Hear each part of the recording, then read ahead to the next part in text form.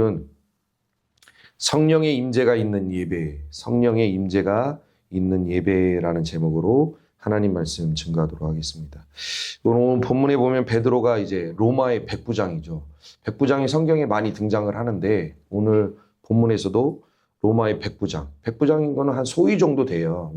우리나라 군대로 치면 100명의 병사들을 다스릴 수 있는, 지휘할 수 있는 한 소위 정도 되는데 그걸 로마에서는 백부장이라고 이야기를 합니다. 가이사랴에 거주하고 있는 이 백부장에게 오늘 베드로가 가서 복음을 증거하게 되는데, 복음을 증거할 때 그 가정에서 작은 예배인데 그 예배 현장에서 어떤 일이 일어나게 됐는지를 오늘 본문에서 기록하고 있다라는 것입니다. 먼저 말씀을 살피기 전에 고넬료는 그럼 어떤 사람이냐, 이것을 살펴보면 사도행전 10장 2절 말씀에 보니까 고넬료에 대해서 이렇게 기록하고 있습니다. 그가 경건하여 온 지방과 더불어 하나님을 경외하며 백성을 많이 구제하고 항상 하나님께 기도하더니. 그럼 고넬료가 어떤 사람이냐라고 이야기했을 때 딱 한 절이 기록되어 있는데, 고넬료는 하나님을 경외하는 사람이었다는 거예요. 그냥 로마 사람이죠. 원래 하나님의 존재를 몰라요. 근데 고넬료는 하나님을 경외한다. 하나님을 믿고 하나님을 향한 두려운 마음이 있다는 거예요. 그러니까 하나님의 살아계심을 믿고 내가 이 세상을 살아갈 때 경거망동 행동하지 아니하야지. 그런 하나님을 이렇게 두려워하는 마음. 그래서 삶에 바름이 있고 또 날마다 하나님을 존경하는 마음으로 살아갔던 사람이 고넬료. 그렇게 하나님을 경외하는 신앙을 가지고 있는 신앙이 고넬료였고, 또 보면은 하나님을 경외하면서 백성을 많이 구제하고라고 기록하고 있죠. 당시 로마의 군인이나 관료들은 자기의 지위를 이용해서 이 식민지 아닙니까? 로마가 이스라엘 백성들을 식민지 삼고 지배하고 있는데 이 군인들이나 관료들은 자기들의 지위를 이용해서 이 이스라엘 백성들을 괴롭게 하고 착취하고 그런 게 그냥 일반적인 삶이었다는 거예요. 그냥 누가 하나만 그렇게 한 것이 아니라 그냥 백부장이든 천부장이든 군인들이나 관료들은 이스라엘 백성들을 괴롭히고 착취하고, 우리나라 옛날에 일본 군사들이 집집마다 다 털어갈 때 그냥 쌀 한 톨까지 전부 다 집어갔다는 얘기가 있잖아요. 숟가락 젓가락까지 전부 총알 만든다고. 그런 거가 있던 것처럼 이 로마의 군인들도 이스라엘 백성들을 괴롭게 하는 사람들이에요. 착취하고. 그런데 2절에 보면 이 고넬료는 그렇게 착취하기보다는 오히려 이스라엘 백성들을 구제하는 그런 사람이었다는 거예요. 그런데 많이라는 단어 자체가 헬라어로 폴라스입니다. 폴라스라는 단어는 이 고넬료가 이스라엘 백성들을 구제할 때 특출나게 많이 한 거예요. 우리 연예인들도 보면 이제 그 시기 따라 어느 연예인이 500만 원 구제했습니다. 1000만 원 했습니다. 이렇게 그 행사 때만 되면 나오는 연예인들이 있는가 하면, 그런 행사와 크리스마스나 이런 행사와 상관없이 그냥 삶이 몸으로, 구제가 몸으로 팬, 그래서 1년에 막 2억, 3억씩. 얼마 전에 또 누가 어떤 연예인이 많은 걸 구제를 했죠. 그런 식으로 고넬료는 구제를 할 때 그냥 적당한 수준에서 하는 게 아니라 그냥 특출나게 누구랑 비교를 해도 비교가 안 될 정도로 구제를 하는 사람이었다는 거예요. 그렇게 많이 구제하는 사람이었고, 또 세 번째는 하나님을 경외하고 백성을 많이 구제하고 또 하나님께 항상 기도하는 사람이 고넬료의 신앙이었다는 거예요. 매일, 그러니까 고넬료가 하나님 앞에 기도할 때 매일 꾸준하게 하나님 앞에 나가서 기도했다라는 뜻도 있지만, 고넬료는 뭔가 중요한 일을 결정하고 선택할 때마다 항상 하나님 앞에 물어보는 신앙이었다는 거예요. 하나님 이 길로 가기를 원하고 하나님 이것을 선택하기를 원하는데 하나님이 원하시는 게 무엇입니까? 라고 하나님 앞에 묻고 하나님 앞에 답을 듣는 그런 기도를 할 줄 아는 사람이 고넬료의 신앙이었다는 거예요. 매일 기도하는 것도 맞지만은. 그래서 고넬료의 신앙은 이렇게 하나님을 경외하고 구제하고 항상 기도하는 신앙을 가진 사람이 고넬료의 로마 사람임에도 불구하고, 이방인임에도 불구하고 그런 참 귀한 신앙을 가지고 있었다. 그러면 보십시오. 여기까지만 딱 보면, 그냥 사도행전 10장 2절만 보면 우리가 고넬료의 어떤 신앙적인 면에 있어서 부족함이라는 걸 찾아볼 수 있습니까? 이 점이 좀 고넬료는 부족하다. 저런 점이 좀 신앙에 있어서 좀 부족하다. 이런 부족함이 고넬료의 신앙에서 이렇게 찾아볼 수가 있나요? 오늘 본문상으로 보면 전혀 그렇지 않다는 거예요. 하나님을 경외하고 많이 특출나게 구제하고 매일 기도하는 삶을 살아가는 고넬료의 신앙을 보면 부족함이라는 것을 찾아볼 수가 없어요. 지금 오늘날 신앙생활하는 사람 누구랑 견주어 봐도 지금 나 하나님을 믿어라고 자부하고 그냥 되는 대로 사랑하는 사람 그 누구하고 고넬료하고 지금 갖다 붙여놔도 전혀 꿀릴 것이 없는 신앙이 고넬료의 신앙이었다라는 거예요. 그래서 사람이 볼 때 고넬료의 신앙에는 부족함이라는 게 없어요. 우리가 볼 때는. 그러나 사람이 고넬료의 신앙을 보면 부족함이 없어요. 참 이렇게 완벽할 수가 있나? 라고 여겨질 정도로 그런 신앙을 가진 사람이 고넬료였지만 하나님이 보실 때는 고넬료의 신앙에 부족함이 있죠. 그게 뭡니까? 예수 그리스도의 십자가 복음이었어요. 고넬료가 아무리 하나님을 경외하는 신앙, 그래서 하나님을 두려워하는 신앙이 있어서 하루하루 삶을 살아갈 때 조심스럽고 경거망동하지 아니하고 그렇게 하나님을 경외하는 신앙이 있다 할지라도 또 자기의 전 재산을 투자해서 많은 사람을 특출나게 구제하는 삶을 살았다 할지라도 그리고 매일 기도하는 삶을 사는 그런 고넬료의 신앙을 가졌다 할지라도 고넬료의 중심에는 예수가 아직은 없어요. 기도하고 구제하고 경외하고 해도 고넬료의 심장에는 고넬료의 중심에는 예수 그리스도의 십자가의 복음이 없기 때문에 고넬료는 구원에 이를 수 없다. 그러니까 사람이 볼 때는 완벽해 보이는 신앙일 수 있지만 하나님이 중심을 사람을 외모로 보지 아니하시고 그 중심을 바라보시는 하나님이 볼 때는 고넬료의 신앙에는 예수가 없는 게 부족함이었어요. 그래서 하나님이 어떻게 하십니까? 고넬료가 예수를 소유할 수 있도록 예수 십자가 복음을 소유할 수 있도록 고넬료의 가정 가운데 베드로를 허락해 주시죠. 베드로를 붙여주셨다는 거예요. 제가 2주 전에 했던 설교 기억나십니까? 하나님이 어떤 사람과 어떤 가정과 어떤 공동체 가운데 은혜를 주시려면 사람을 붙여주심으로 인해서 은혜가 시작된다라는 말씀을 드린 적이 있죠. 모든 은혜가 다 그렇게 임하는 건 아니지만 하나님의 은혜가 임하는 방법 중에 하나가 먼저 사람을 붙여주셔서 그 사람과 함께 하나님의 은혜를 누릴 수 있도록 하나님이 인도하시는데 그래서 사르밧 과부에게 하나님이 엘리야를 붙여주시잖아요. 3년 6개월 동안 하늘이 닫혀서 땅에 비가 내리지 않을 때 유일하게 하나님이 사르밧 과부를 지켜보고 계셨고 그래서 그 가정 가운데 하나님이 먹을 것을 제공하기 위해서 제일 먼저 하신 일이 엘리야를 사르밧 과부에게 보내셔서 두 사람을 만나게 하셨다는 거예요.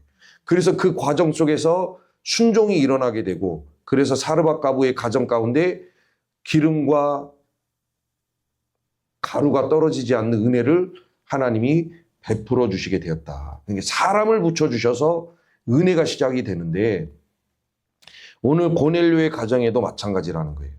신앙 자체가 너무 반듯한 고넬료에게 하나님을 경외하고 구제하고 기도하는 고넬료에게 예수 십자가 복음을 하나님이 심겨주기 위해서 베드로를 그의 가정 가운데 하나님이 붙여주셨다라는 거예요. 근데 그래서 이 두 사람을 하나님이 만나게 하시죠.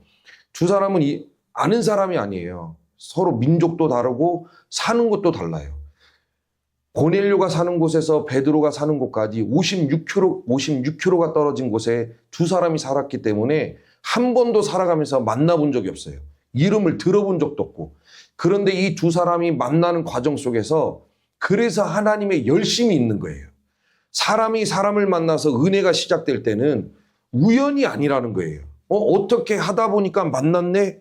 어떻게 흘러가다 보니까 이렇게 됐네가 아니란 거예요. 사람이 사람을 만나서 은혜가 시작될 때는 그 사이에 하나님의 열심이 있는 거예요. 서로 간에 틀어지지 아니하고 서로 간에 빗나가지 아니하고 어떻게 해서든지 만날 수 있도록 하나님의 인도하심과 하나님의 최선과 하나님의 열심이 있기 때문에 그 엘리야와 사르밧 과부가 만날 수 있었던 것이고 오늘 고넬료와 베드로도 하나님의 열심 속에서 만날 수 있었다라는 거예요. 두 사람이 알지 못하니까 만나게 하셔야죠. 그래서 하나님이 어떻게 하십니까? 먼저 고넬료에게 기도 중에 환상을 보여주시죠. 그래서 욥바에 있는 환상을 기도하고 있는데 환상이 열려서 야 욥바에 있는 들어본 적도 없는 욥바에 베드로라는 사람이 있으니 사람을 보내서 베드로를 너희 집으로 초청해라 라고 하나님이 고넬료에게 작업을 하셔요. 그러고 나서 베드로에게도 하나님이 역사하시죠. 어떻게 합니까? 베드로도 기도하고 있을 때, 그러니까 보면 기도할 때 모든 역사가 이루어지는 거예요. 고넬료도 기도하고 있을 때, 베드로도 기도하고 있을 때 하나님이 베드로에게 또 환상을 보여주셔서 먼저 베드로의 마음을 열 수 있도록 작업을 하시죠. 어떻게 작업을 하십니까? 그 바구니에 벌레 들어있는 거 먹어라 먹어라. 저는 한 번도 이거 먹어본 적 없습니다. 못 먹습니다. 내가 깨끗하다 하는데 네가 왜 더럽다고 하느냐. 먹어라. 이게 무슨 말이에요? 유대인들의 그 의식 속에는 우리는 구원받지만 저 로마인들, 이방인들은 절대 구원에 이를 수 없다라는 그 의식이 아주 너무 강해요. 지금 이스라엘 보십시오. 지금 이스라엘 유대인들은 지금도 자기들이 잘났어. 자기들 외에는 구원이 없어요. 자기들 외에는 하나님의 선택받은 민족이 없다라고 지금도 자부하고 살아가는데 이때 당시에는 얼마나 더 심합니까? 그러니까 하나님이 먼저 베드로의 마음을 박살을 내야 돼. 먹어라, 먹어라, 먹어라. 내가 깨끗하다 하는데 네가 왜 더럽다 하느냐. 그 작업을 통해서 이방인에게도 구원이 이룰 수 있다는 것을 베드로의 심령 가운데 심어주시죠. 그러고 나서 하나님이 또 작업하시기를 성령을 통하여 말씀을 하시는데 성령을 통하여 베드로에게 뭐라고 말씀하시냐면 두 사람이 너희 집에 올 것이다. 참 기가 막히죠. 빨리 저에게도 이런 은혜가 있기를 소망합니다. 사람 소리 듣는 거 아니고 나 이번에 사람 소리 듣기 싫어 죽겠어요. 진짜 그냥 귀가 아프고 머리가 흔들려. 그럼 누구 소리를 들어야 됩니까? 성령 소리. 베드로도 성령의 말씀을 들어요. 야, 너희 집에 두 사람이 온다. 이게 정확하게 한 사람도 아니고 세 사람도 아니고 다섯 사람이 올지 어떻게 합니까? 근데 정확하게 너희 집에 두 사람이 올 것이다. 두 사람이 와서 너를 인도하면 거부하지도 말고 의심하지도 말고 따라가라. 그냥 따라가라 라고 베드로에게 성령을 통하여 말씀을 주셔요. 그래서 하나님께 말씀을 받자마자 밖에서 뭐합니까? 똑똑똑 하니까 정확히 두 사람이 베드로를 데리러 오죠. 그 고넬료가 보낸 사람이에요. 하나님의 역사. 사람이 사람을 만날 때, 은혜가 시작되기 위해서 사람이 사람을 만날 때는 하나님의 역사예요. 엘리야와 사르밧가부도 그러고 고넬료와 베드로도 그러고 하나님의 열심, 하나님의 인도하심 속에서 두 사람의 만남이 이루어지게 되고 베드로가 그 집에 가서 설교를 할 때 그 가정에 모인 사람들이 전부 다 예수 십자가의 복음이 그 심령 안에 심겨지게 되는 역사가 오늘 본문에서 나타나게 됐다라는 거예요. 그래서 그 내용을 이제 잠깐 살펴보면 베드로를 초청해서 말씀을 듣고자 할 때 이 고넬료가 참 착한 사람이에요. 자기하고 식구들만 모인 게 아니라 친척까지 다 불러 모아요. 친척을 넘어서서 자기 가까운 친구들까지 야, 하나님이 우리에게 말씀을 주신대. 와서 한번 들어보자 해서 전부 다 아는 사람들은 다 불러 모아서 집안에 앉혀놔요. 예배 드리려고. 그래서 베드로가 와서 그들에게 하나님의 복음, 예수 그리스도를 선포했을 때 어떤 일이 일어나게 됩니까? 이 44절이죠. 베드로가 이 말을 할 때 성령이 말씀을 듣는 모든 사람에게 내려오시니 베드로 지금 고넬료의 집에서 가정 예배예요. 가정 예배. 작은 예배가 드려지는데 베드로가 그들에게 하나님의 말씀, 복음을 선포했을 때 말씀을 듣는 심령들 가운데 성령이 내려오셨다라는 것입니다. 제가 저번에도 말씀을 드렸지만 제일 사모하는 교회의 모습이고 제일 사모하는 예배의 모습이에요. 하나님의 때라 말씀을 증거하는 자가 있고 그 말씀을 듣는 자가 있다면 반드시 그곳 가운데 성령의 임재가 있어야 될 줄 믿습니다. 말씀을 증거하는 자가 있고 말씀을 듣는 자가 있는데 성령이 역사하지 않으시면 제가 몇 번을 말씀을 드립니까? 하나로 교회가 굳이 줄 설 필요는 없다. 그러한 교회는 천지빛깔이다. 말씀은 열심히 증거하고 말씀을 듣는 자가 있는데 성령의 임재가 없는 교회는 많다. 하나로 교회가 굳이 거기에 100번, 101번, 102번에 줄 설 필요가 없다. 그래서 말씀을 증거하는 자가 있고 말씀을 듣는 자가 있다면 반드시 그 예배 가운데 성령의 임재가 있어야 될 줄 믿습니다. 성령의 임재가 없으면 성령의 역사가 아무것도 일어나지 않아요. 여러분 보십시오. 고린도전서 12장 3절에 보면 성령으로 아니하고는 누구든지 예수를 주시라 할 수 없다. 일단은 성령의 임재가 있어야 이 사람의 심령의 예수를 모셔드리고 그 예수를 향하여 나의 주 나의 하나님이라고 고백의 역사가 터진다는 거예요. 그런데 성령이 역사하지 아니하시면 이 고백이 터져나오질 않는 거예요.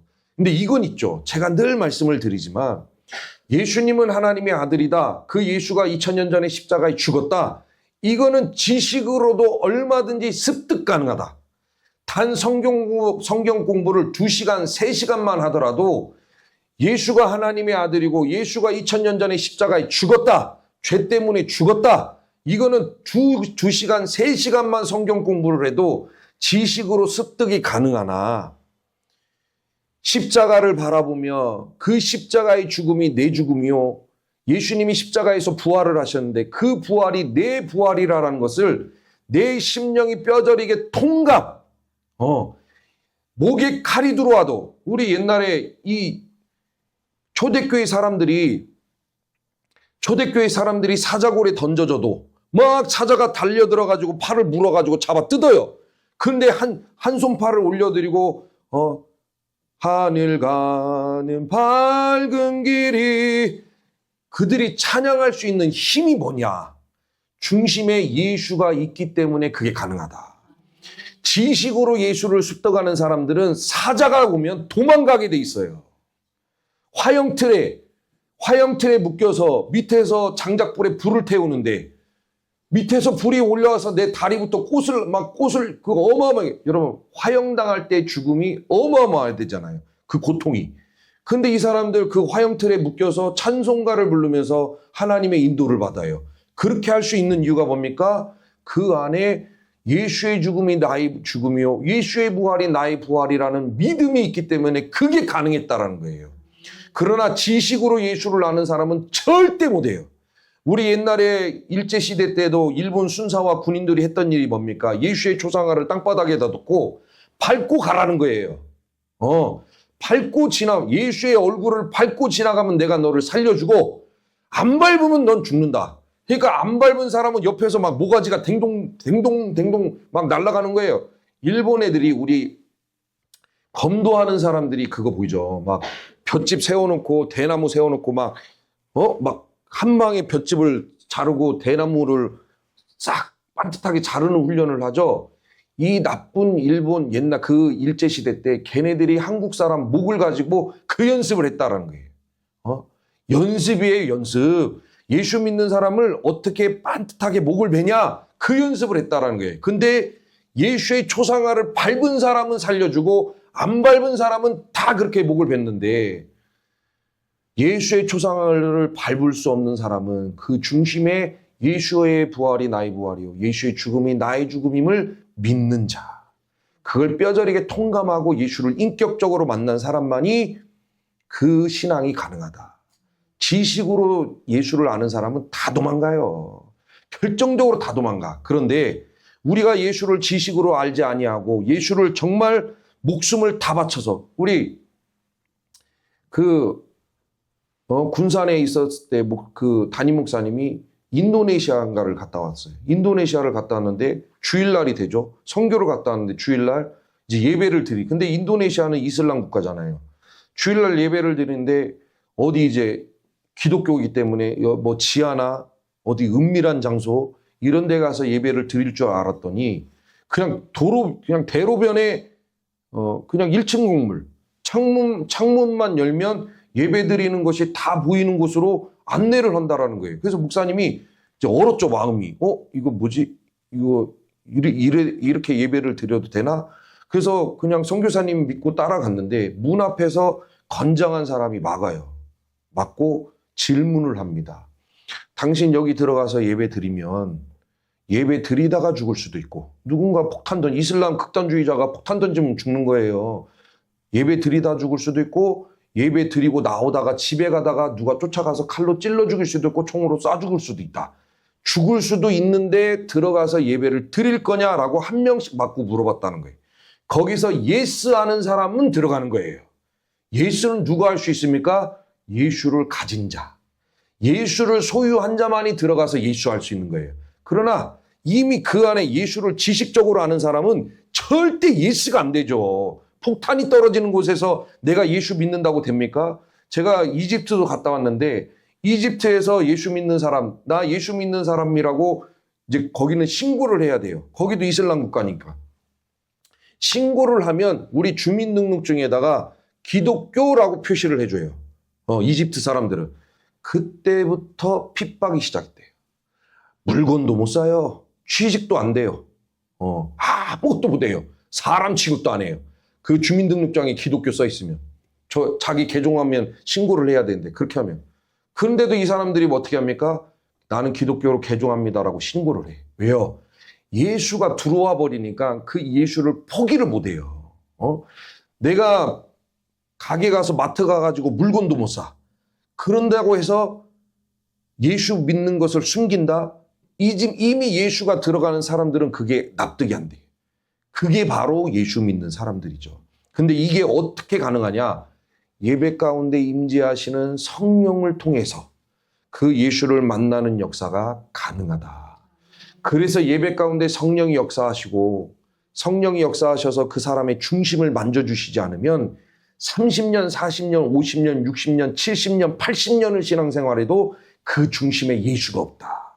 그래서 예배 가운데 반드시 성령이 임해야 될 줄 믿습니다. 그러니까 다른 기도 하지 마시고 하나님 하나로교회 예배 가운데 성령을 허락하여 주옵소서. 성령을 부어 주옵소서. 그 기도를 우리가 해야 될 줄 믿습니다. 그리고 예수님이 말씀하시기를 성령이 오셔야 너희들이 말씀을 깨닫는다고 그래요. 그 성령이 너희에게 와야 내가 하나님께로 가고 성령이 너희에게로 와야 성령이 너희에게 말씀을 가르치고 내가 너희에게 말한 모든 것을 생각나게 하시리라. 성령이 우리에게 오셔야 하나님의 말씀이 어떠한 말씀인지를 깨닫게 하고 그 의미가 무엇인지를 정확히 알 수 있도록 성령이 지도해 주신다는 거예요. 사람이 성경을 가르치는 데는 한계가 있어요. 이해할 수 있는 부분은 이해하겠죠. 이야기식으로 된 건 이해가 돼요. 근데 영의 진리로 써 있는 성경의 말씀은 사람이 가르친다고 해서 믿어지는 게 아니라 성령이 오셔서 깨닫게 하시고 알게 하시고 지도해 주실 때 믿어지는 역사가 일어나게 되는 줄 믿으시길 바랍니다. 성령이 하시는 거예요. 그래서 예수님이 이 땅에 계실 때 제자예요. 제자가 아닌 사람들이 아니라 제자들에게 말씀을 증거하시는데 제자들이 말씀을 못 알아듣고 전부 도망가죠. 요한복음 6장 60절에서 66절. 제자 중 여럿이 듣고 말하되, 이제 예수님이 제자들에게 말씀을 증거했어요. 여럿이 듣고 말하되, 말씀 어렵다. 제가 중고등부 애들한테 예수를 만나야 된다라고 얘기를 해도 예수를 만나는 게 뭔지를 몰라. 근데 그럼 이걸 어떻게 설명해야 되냐? 옛날에 그 누구죠? 유기성 목사님. 유기성 목사님도 군대 가서 예수 만났어요. 신학생인데 군대 가서 예수를 만났어요. 이게 말이 됩니까? 유기성 목사님은 모태신앙이고 목사가 되겠다고 신학교까지 갔는데 군대 가서 너무 힘들어서 예수 만났어요. 그래서 유기성 목사님도 예수 만나야 된다라고 성도들한테 가르치는데 한계가 있어. 예수를 예전에 우리 아들 제가 전도사 때 부목사 이제 막 시작해서 이제 사역할 때 저는 이제 중고등부 가르쳤는데 초등부 애들이 3명이 그 사무실로 쳐들어왔어요. 사무실로 쳐들어와서 장 목사님 계셔요? 그래서 나 있다. 제가 가르치는 애들이 그때 이준석 목사가 가르쳤던 애들. 이준석이랑 같이 있었으니까요. 장 목사님 계셔요? 있다. 장 목사님 좀 만날 수 있을까요? 초등부 3명이. 그래요. 왜? 장 목사님 소문 났던데요. 뭔 소문이 나? 예수님 만났다고 소문이 났어요. 진짜 예수님을 봤어요? 그러니까 얘네들도 제가 중고등부 애들한테 예수 만나야 된다. 나는 만났다. 너희들도 만나야 된다 하니까 그게 초등부에도 소문이 나서 애들이 너무 궁금한 거야. 예수를 장 목사님이 봤냐 안 봤냐 이거지. 예수는 그렇게 보는 게 아니라 믿음으로 만나는 거다. 근데 이게 설명이 한계가 있어요. 이 모태신앙들은 한계가 있어. 예수를 만나라고 해도 어렸을 때부터 그냥 예수를 믿어왔기 때문에 만나는 게 뭔지를 몰라요. 근데 그렇게 못 알아듣듯이 이 제자들도 참 말씀 어렵다 하는 거예요. 예수님이 무슨 설교했습니까? 내 몸은 생명의 양식이다. 먹어라. 내 피는 참된 음료다. 마셔라. 내 살과 피를 먹는 자가 영생에 이룰 수 있고 마지막 날에 내가 그들을 다시 살리리라. 이게 예수님의 살과 피를 마시는 게 예수님을 인격적으로 만나는 거예요. 먹었다. 근데 이 설교를 하니까 제자들이 듣고 뭐라 합니까? 어렵다. 이거 누가 알아들을 수 있냐, 이 설교를. 이거 어떻게 설명이 가능하냐? 그때부터 못 알아들으니까. 자, 보십시오. 설교 못 알아들으면 떠나는 거예요. 그때부터 그의 제자 중에서 많은 사람이 떠나가고, 오늘날 교회 안에서도 그러니까 인간적인 얘기하면 재밌죠. 상담학 얘기해주고 인문학 얘기해주고 윤석열 대통령 탄핵됐다라고 얘기하면 얼마나 꼬숩고 재밌습니까? 근데 저는 또 안쓰러. 잠은 제대로 자고 있나? 밥은 제대로 또 먹고 있나? 얼마나 노심초사할 거예요. 김건희도. 밥은 제대로 먹나? 잠은 제대로 자나? 또 안쓰러. 제가 그래 그냥. 근데 어찌됐건 그런 얘기 해주면 막 눈이 번쩍 떠주고 또 재밌게 들어요. 근데 영으로 들어가면 졸려. 왜? 못 알아들으니까. 그래서 이것을 알아들을 수 있는 방법은 뭡니까? 성령이 함께 하셔야 된다. 성령이 역사하시면 그냥 믿어지는 거예요. 그러면 막 여기서 제가 예수를 인격적으로 만날 때 고등학교 2학년 때 수련회 가서 예수님을 만나는데 복음을 제가 지금 그러면 저를 가르쳤던 선생님들한테 너무 죄송스러운 얘기지만 그렇게 막 복음이 막 이렇게 막 자세하게 설명 듣지는 않았던 것 같아요. 그날 저녁에 예수를 만났을 때 복음이 풀어졌어요. 풀어져. 십자가가 그냥 제 안에서 풀어졌어요. 십자가 뭐 한두 번 봤습니까? 근데 그냥 그날 예수님을 인격적으로 만났을 때 제 안에서 십자가가 다 풀어져. 싹 풀어지는 역사. 성령이 임하셔야 말씀을 깨닫는 역사가 일어나게 될 줄 믿습니다. 그리고 성령이 역사하셔야 능력이 나타나는 거예요. 사도행전 10장 38절 하나님이 나사렛 예수에게 성령과 능력을 기름 붓듯 하셨으며 그가 두루 다니시며 선한 일을 행하시고 마귀에게 눌린 모든 사람을 고치셨으니 이는 하나님이 함께 하셨습니다. 성령 예수님도 이 땅에서 능력을 행하실 때 하나님이 예수에게 성령을 부어주셨다는 거예요. 그러면 우리가 예배드리는 이 현장 속에서 연약함이 치유되고 마음의 상처가 치유되고 질병이 치유되고 귀신이 떠나가고 마귀에게 눌린 사람이 자유케 되는 역사가 이루어지려면 반드시 이곳 가운데 하나님의 부어주시는 성령이 충만해야 될 줄 믿습니다. 우리가 아무리 고함치고 아무리 소리 지른다고 해서 귀신이 떠나가는 것도 아니고 질병이 치유가 되는 것도 아니에요. 성령이 역사하시면 귀신이 못 버티고 떠나가는 역사가 일어나게 되고 질병의 치유가 우리 안에서 일어나게 될 줄 믿습니다. 성령이 없으면 안 돼요.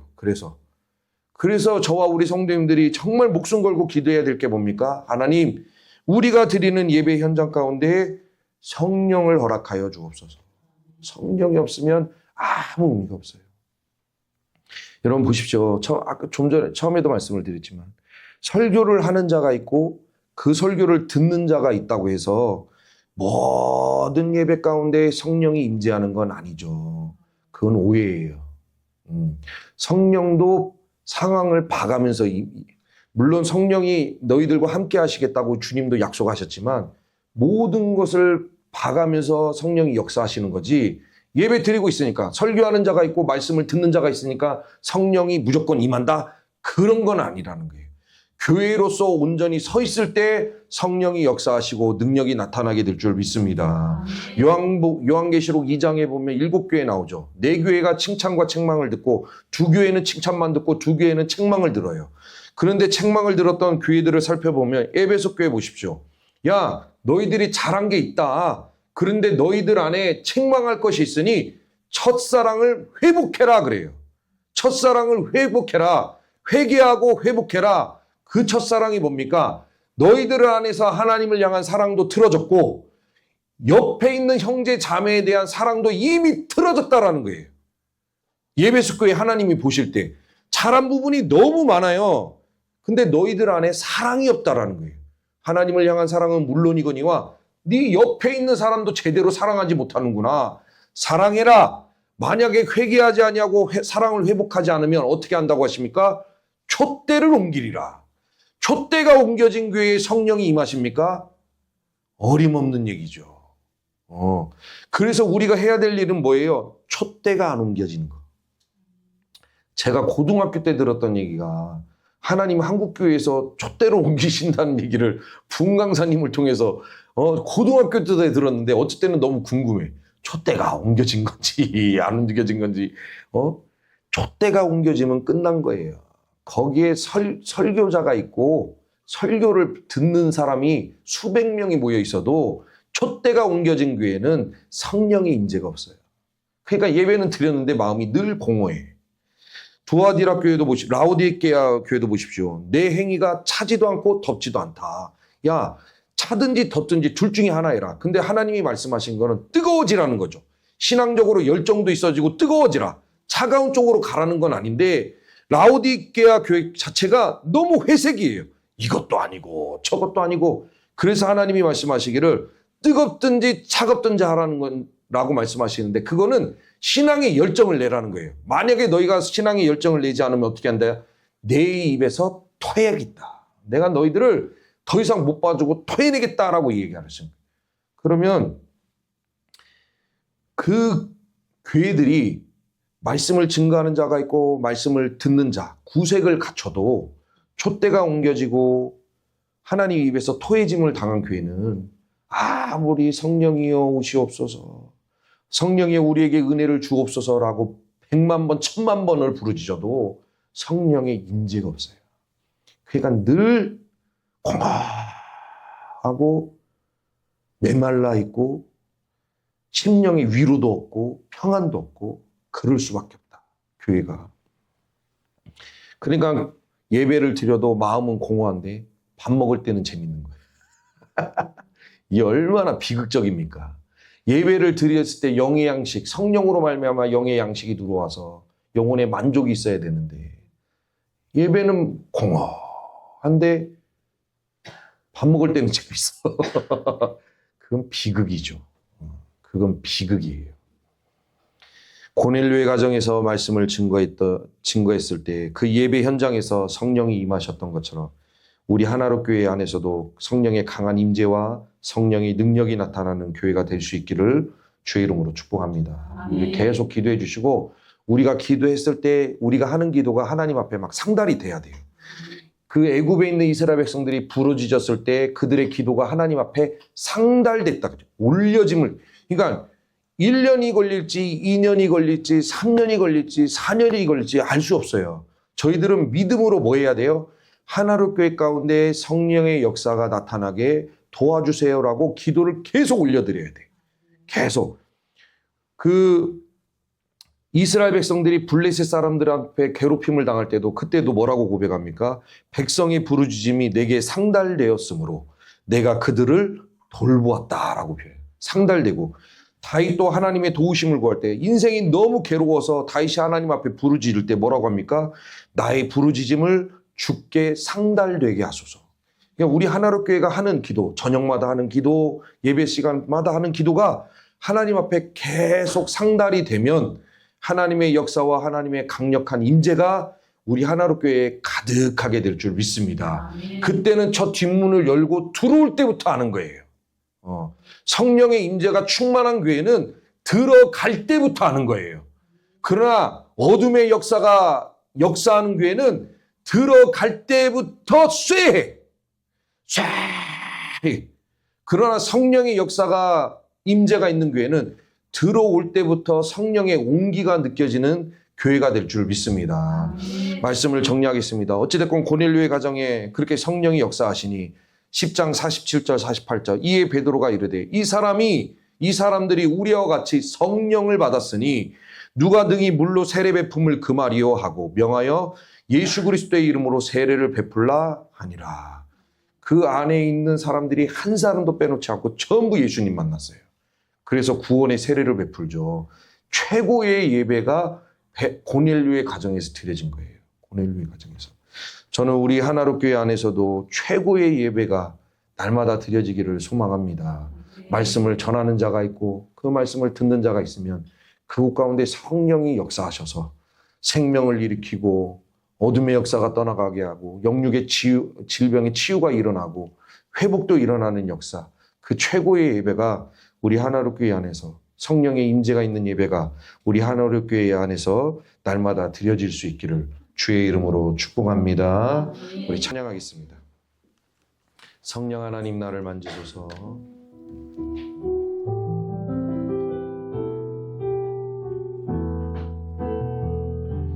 성령 하나님 나를 만지소서. 상하고 깨어져 지친 나를 새롭게 하소서. 성령의 바람 시들은 내 영 살리소서. 성령 하나님 이 땅 고치소서. 죄악의 어둠 속 헤매는 우리 태워주소서. 성령의 불로 세상 헛된 맘 태우소서.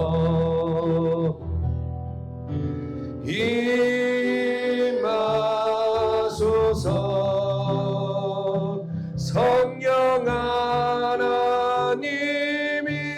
하나님이시여 지금 이곳에 임하소서. 바람처럼 불처럼 성령이여 임하소서. 성령 하나님, 성령 하나님 나를 만지소서. 상하고 깨어져 지친 나를 새롭게 하소서. 성령의 바람 시들은 내 영 살리소서. 성령 하나님 이 땅 고치소서. 죄악의 어둠 속 헤매는 우리 태워주소서. 성령의 불로 세상 헛된 맘 태우소서.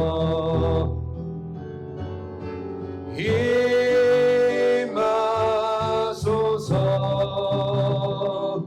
성령 하나님이시여 지금 이곳에 임하소서. 바람처럼 불처럼 성령이여 성령이여 임하소서.